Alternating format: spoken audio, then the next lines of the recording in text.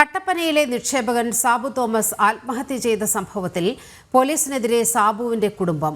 Police അന്വേഷണത്തിൽ തൃപ്തിയില്ലെന്നും കോടതിയെ സമീപിക്കുമെന്നും സാബുവിന്റെ ഭാര്യ മേരിക്കുട്ടി പറഞ്ഞു. ബാങ്ക് ജീവനക്കാരെ മാത്രം പ്രതി ചേർത്ത് പോലീസ് കുറ്റപത്രം സമർപ്പിച്ചിരുന്നു.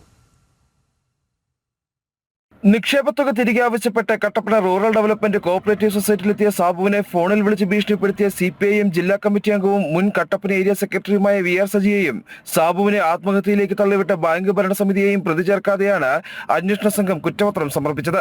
ഇതിന് പിന്നാലെയാണ് പോലീസ് അന്വേഷണത്തിൽ അതൃപ്തി വ്യക്തമാക്കി സാബുവിന്റെ കുടുംബം രംഗത്തെത്തിയത്. ആത്മഹത്യയുമായി ബന്ധപ്പെട്ട് അപവാദങ്ങൾ പ്രചരിപ്പിക്കുകയാണ്. ജീവിക്കാൻ പറ്റാത്ത അവസ്ഥയും. സാബുവിന്റെ ആത്മഹത്യക്ക് കാരണം സൊസൈറ്റി ഭരണസമിതിയാണ്. സാബുവിനെ ഫോണിൽ ഭീഷണിപ്പെടുത്തി CPIM ജില്ലാ കമ്മിറ്റി അംഗം VR സജിക്കെതിരെയും കേസെടുക്കണമെന്നും കുടുംബം ആവശ്യപ്പെട്ടു. കാരണം ഇവരുടെ പിടിപാടും പിടുത്തവും ഇവർക്കുണ്ട്. ഇതിനുള്ള എന്താണെന്ന് എനിക്കറിയത്തില്ല. ഞങ്ങൾ കേസ് മുന്നോട്ട് നീക്കിയിട്ട് കാര്യങ്ങൾ നീങ്ങുന്നില്ല. എന്താണ് അതിനകത്ത് സംഭവിച്ചതെന്ന് അറിയത്തില്ല. പക്ഷേ ഞങ്ങൾ കേസ് കൊടുക്കും. വെറുതെ വിടരുത് ഇവരെ വെറുതെ വിടരുത്. ശിക്ഷ തന്നെ കൊടുക്കണം. ശിക്ഷ കൊടുത്തേ പറ്റുള്ളൂ. കാരണം അവരെ സസ്പെൻഷനിലായവരിരുന്ന് ജോലി ചെയ്യുന്നുണ്ട് അവിടെ. സാബുവിനെ VR സജി ഫോണിൽ ഭീഷണിപ്പെടുത്തുന്നതിന്റെ ശബ്ദരേഖയും പുറത്തു വന്നിരുന്നു.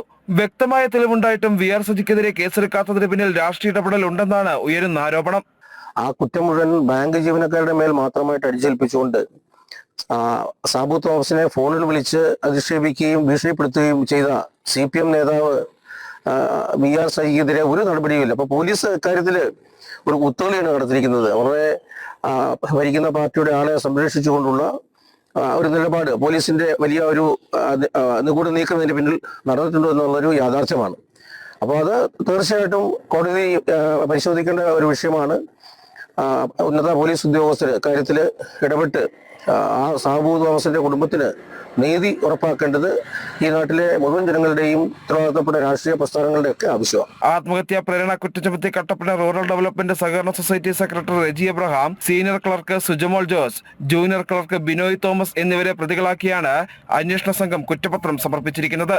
ജനം, ഇടുക്കി.